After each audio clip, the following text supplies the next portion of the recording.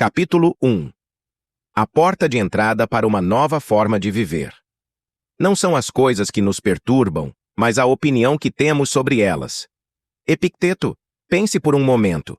Quantas vezes você sofreu por algo que ainda nem aconteceu? Quantas vezes deixou o medo ou a ansiedade assumirem o volante da sua vida? E se eu te dissesse que existe uma filosofia antiga, mas incrivelmente atual, capaz de transformar a maneira como você lida com o mundo, com as pessoas, e principalmente com você mesmo? O nome dela é estoicismo. Mas não se trata de um conjunto de ideias abstratas ou frases bonitas para postar nas redes sociais. É um estilo de vida. Um mapa prático para quem busca viver com serenidade, propósito e firmeza interior, mesmo em meio ao caos. Hoje, eu quero te guiar por esse caminho.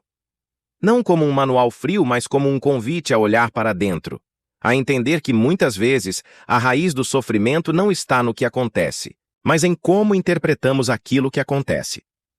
Ao longo deste vídeo, você vai conhecer os princípios essenciais do estoicismo e como aplicá-los na sua rotina. Vai entender como transformar ansiedade em presença, reatividade em autocontrole e dor em crescimento. E mais do que isso, vai descobrir que essa filosofia não exige que você mude o mundo, apenas que aprenda a mudar sua forma de se relacionar com ele. Pronto para essa jornada? Vamos começar pelo início.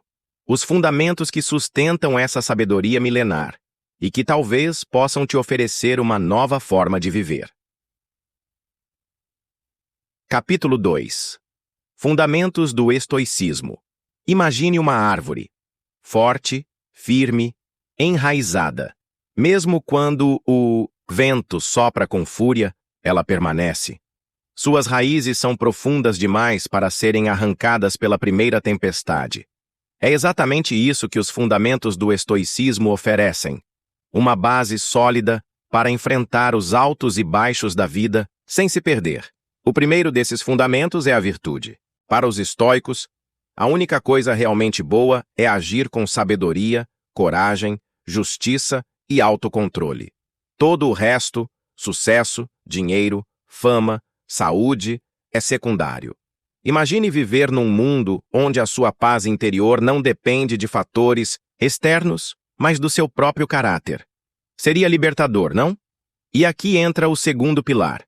A distinção entre o que está sob nosso controle e o que não está. Esse é o cerne da filosofia estoica. Você não controla o que os outros pensam, dizem ou fazem. Não controla o trânsito, o clima, o passado, mas você pode escolher como reage. E isso muda tudo. Como disse Epicteto, algumas coisas estão sob nosso poder, outras não. Essa frase simples à primeira vista pode transformar vidas. Quantas vezes você investe energia tentando controlar o incontrolável? E o que acontece quando inevitavelmente falha? Esse esforço inútil gera frustração, ansiedade e sofrimento. Mas e se você redirecionasse essa energia para dentro? Para cultivar a virtude? Para fortalecer sua mente e seu coração diante do que não pode ser mudado? O terceiro fundamento é o autodomínio emocional.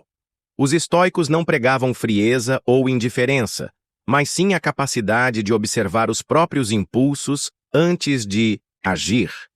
Quando você se irrita com facilidade, quando explode, quando se afoga em preocupações, de quem é a responsabilidade? É difícil admitir, mas quase sempre somos nossos próprios sabotadores. Jung dizia: até você se tornar consciente, o inconsciente dirigirá sua vida e você o chamará de destino.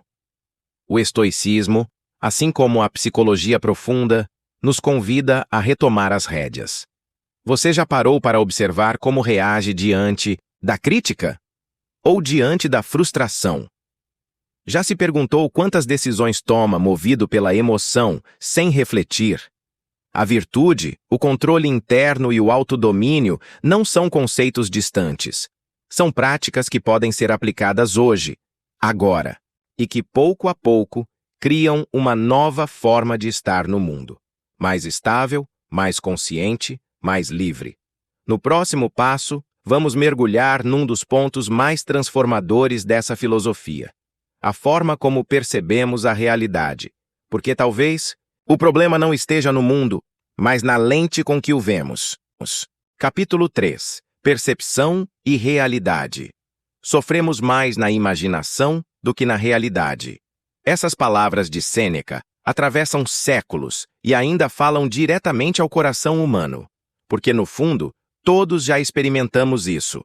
Noites mal dormidas por cenários que nunca aconteceram, ressentimentos por interpretações equivocadas, angústias por histórias que só existiam dentro da nossa cabeça.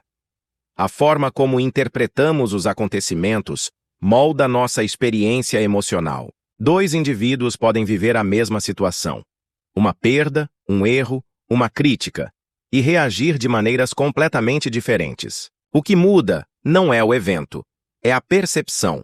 Os estoicos sabiam disso. Para eles, os fatos são neutros.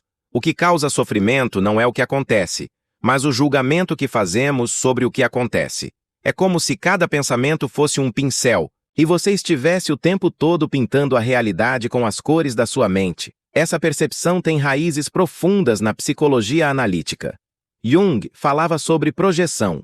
Quando rejeitamos aspectos de nós mesmos, tendemos a vê-los nos outros. Muitas vezes, aquilo que mais nos incomoda fora é um reflexo do que está mal resolvido dentro. Será que você já interpretou uma crítica como rejeição porque, no fundo, carrega a ferida da insuficiência? Será que já enxergou um desafio como fracasso porque tem medo de errar? Perceber isso muda tudo. Porque ao mudar a forma como você vê, você muda a forma como sente. E ao mudar o sentimento, você altera a forma como age. Existe uma frase marcante do imperador estoico Marco Aurélio: o que impede o caminho se torna o caminho. Ela nos convida a encarar os obstáculos não como punições, mas como mestres. Aquilo que hoje te incomoda pode ser exatamente o que você precisa para crescer. O problema pode conter, oculto, um convite à transformação. Então, da próxima vez que a vida te frustrar, que alguém te irritar, que algo fugir do planejado, pare. Pergunte-se: o que estou interpretando aqui? Que parte de mim está reagindo assim? Essa pausa consciente é onde nasce a liberdade. A liberdade de escolher outro olhar. E com ele, outro destino. No próximo bloco, vamos ver como o estoicismo pode ser aplicado como uma verdadeira ferramenta de vida. Não apenas para sobreviver, mas para viver com propósito e equilíbrio. Capítulo 4. O estoicismo como ferramenta de vida. Em tempos de incerteza, excesso de informação e pressa crônica, muitas pessoas buscam respostas complexas para problemas simples. Mas e se a solução estivesse justamente na simplicidade? No retorno àquilo que é essencial? O estoicismo, longe de ser apenas uma filosofia antiga, é uma ferramenta prática, direta e poderosa para cultivar equilíbrio interior e clareza de propósito. Pense em quantas vezes você se sentiu perdido, sem direção, ou se viu tentando agradar os outros, colecionando tarefas, acumulando expectativas, mas se afastando cada vez mais de si. O estoicismo nos convida a um reencontro com a autenticidade, a um caminho onde o que importa não é parecer virtuoso, mas ser virtuoso. Não é ser admirado, mas estar em paz. E aqui está uma chave preciosa. A vida não promete facilidade, mas oferece aprendizado. Cada desafio pode ser uma oportunidade de crescimento se você mudar a postura diante dele. Ao invés de perguntar, por que isso está acontecendo comigo? Pergunte, o que posso aprender com isso?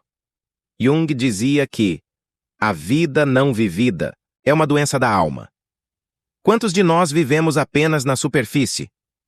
O estoicismo, assim como a psicologia profunda, nos convida a mergulhar, a viver com intenção, com presença, com consciência, a parar de reagir no automático e começar a escolher, com clareza, os próprios passos.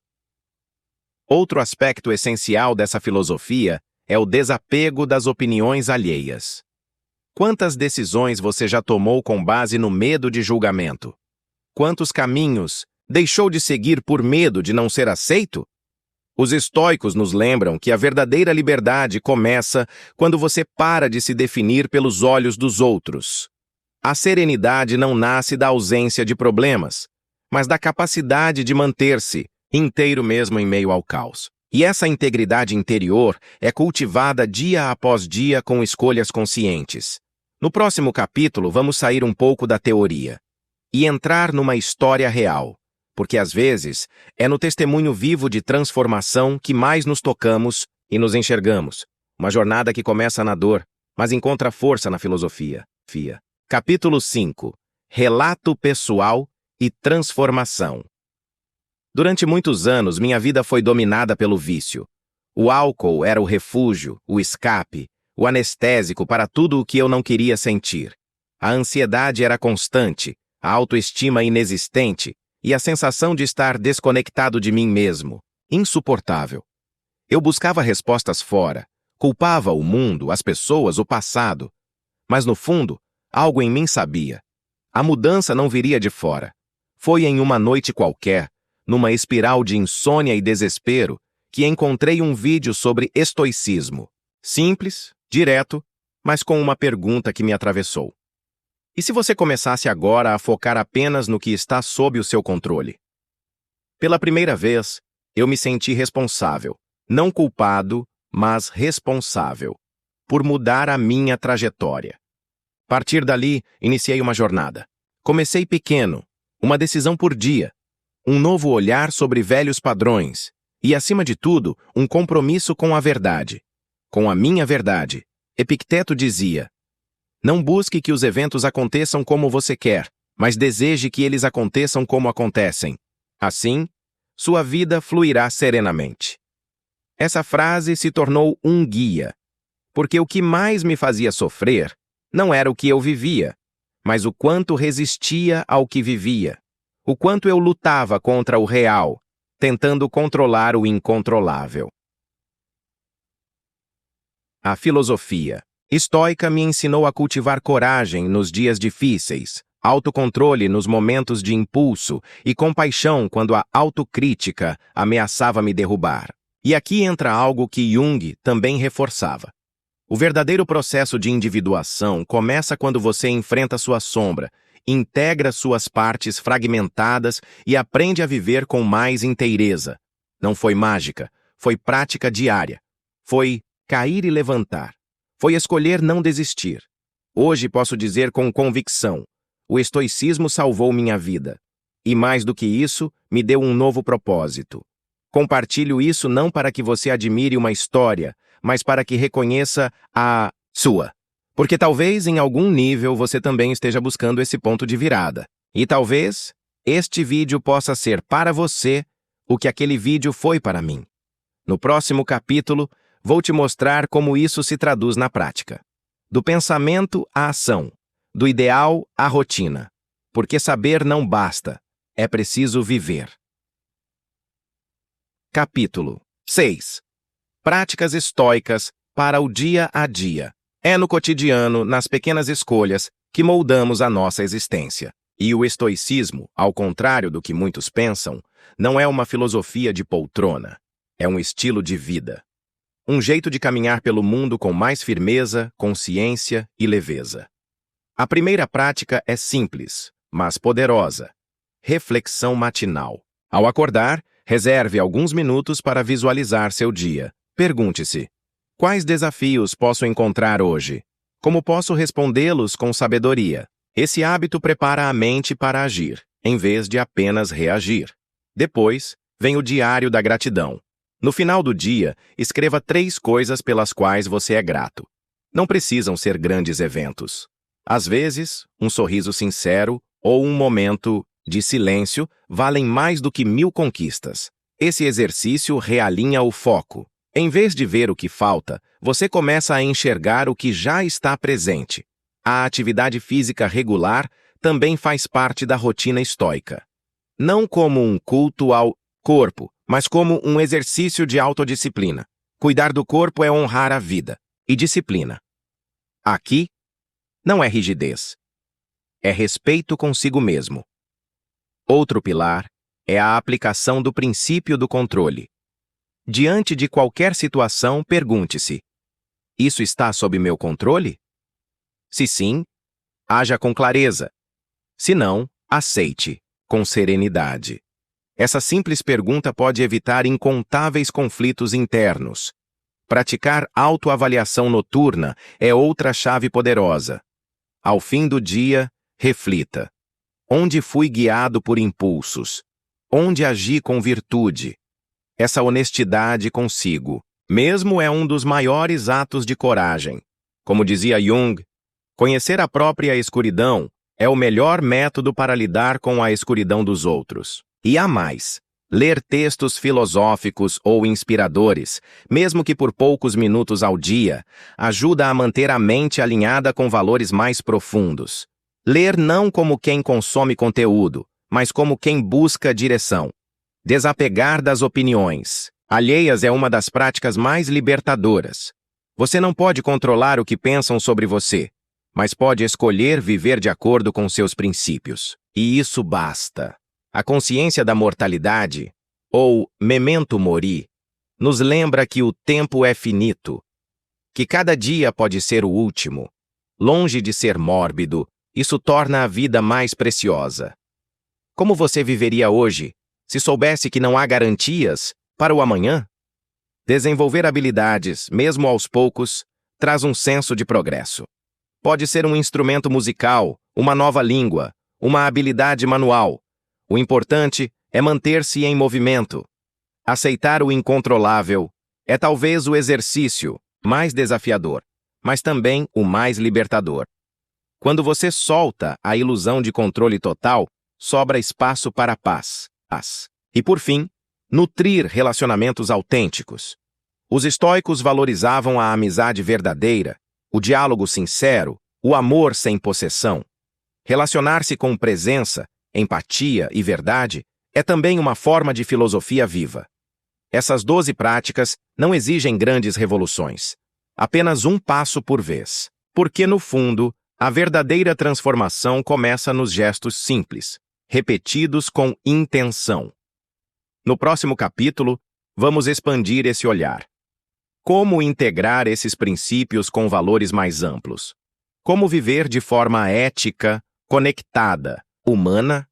É o que veremos a seguir. Capítulo 7. Princípios complementares. O estoicismo não termina na autoconsciência. Ele se expande como ondas para tocar as nossas ações no mundo. Afinal, de que adianta entender nossos padrões se não os transformamos em escolhas reais? A filosofia só faz sentido quando se torna corpo, gesto, presença. Um dos princípios menos falados, mas mais essenciais, é o da ação ética. Não basta refletir, é preciso agir.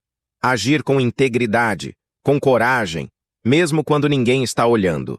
Como disse Marco Aurélio, perde tempo quem vive a filosofar sobre como deve viver, se não vive como deve.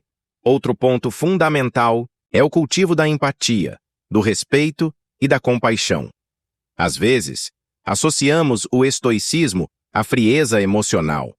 Mas os verdadeiros estoicos não eram indiferentes. Eles buscavam agir com equilíbrio, sem se perder em reações impulsivas. Ser estoico não é fechar o coração, mas abrir os olhos com lucidez e estender a mão com firmeza. E aqui entra algo que se conecta profundamente com a psicologia analítica: a necessidade de desenvolver limites saudáveis. Jung nos lembra que o encontro com o self é uma experiência de fronteira. Ser compassivo não significa tolerar abusos.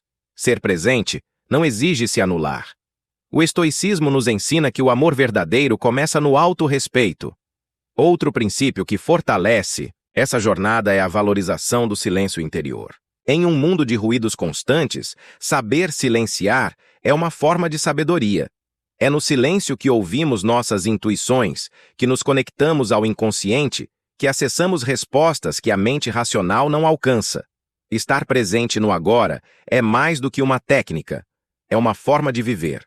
Como você age quando está plenamente presente? Como muda sua postura, seu olhar, sua escuta? Estar presente é o oposto de viver no piloto automático. e presença aqui é sinônimo de consciência. Por fim, a autocompaixão. O caminho do crescimento não é uma linha reta. Haverá recaídas, dúvidas, dias escuros. E tudo bem. Ter compaixão por si mesmo é lembrar que o processo importa mais do que a perfeição. É acolher as falhas como parte da jornada, não como o fim dela. E servir ao outro, por mais simples que pareça, também é um princípio estoico.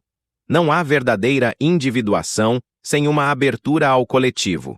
A transformação pessoal ganha sentido quando se transforma em contribuição. No próximo e último capítulo, vamos costurar tudo isso em uma mensagem final. Uma pausa para olhar o caminho percorrido e plantar a semente do que ainda está por vir. Capítulo 8. Conclusão inspiradora. A verdadeira mudança não começa com grandes revoluções externas, mas com pequenas decisões internas. Um pensamento reformulado, um hábito ressignificado, um novo olhar sobre velhas dores. Você não precisa dominar todos os ensinamentos estoicos de uma vez. Basta começar. Um passo, um gesto, uma prática por dia. Lembre-se, os grandes mestres também começaram no chão, entre tropeços e dúvidas. O que os tornou sábios não foi a ausência de erros, mas a escolha de não desistir diante deles. O estoicismo é mais do que uma filosofia. É uma maneira de habitar o mundo com mais presença, integridade e coragem. E talvez você já tenha sentido isso ao longo desta jornada. Uma centelha, uma possibilidade, um reconhecimento interno de que sim, é possível viver com mais serenidade, mesmo em meio ao caos. Agora convido você a uma reflexão sincera. Em qual momento da sua vida o estoicismo teria feito a diferença? Qual dor poderia ter sido atravessada com mais lucidez? Que escolha teria sido feita com mais liberdade? Você não pode mudar o passado, mas pode transformar o modo como o presente te encontra, e a partir disso, esculpir o futuro com mais consciência. Carl Jung dizia: não nos tornamos iluminados imaginando figuras de luz, mas sim tornando consciente a escuridão. O estoicismo, quando vivido com alma, é exatamente isso. Uma tocha acesa no escuro, não para apagar a sombra, mas para caminhar com ela de forma mais lúcida. Se algo dentro de você se moveu, não ignore. Comece agora. Escolha uma prática, uma ideia, uma atitude. E cultive isso com constância. E se quiser dar um passo adiante, recomendo que assista ao vídeo complementar sobre rotina matinal estoica, onde trago um passo a passo simples para começar seus dias com clareza, força e propósito. Que essa jornada tenha deixado marcas, que o silêncio tenha sido fértil e que você, daqui para frente, caminhe não apenas com respostas, mas com presença. Até a próxima.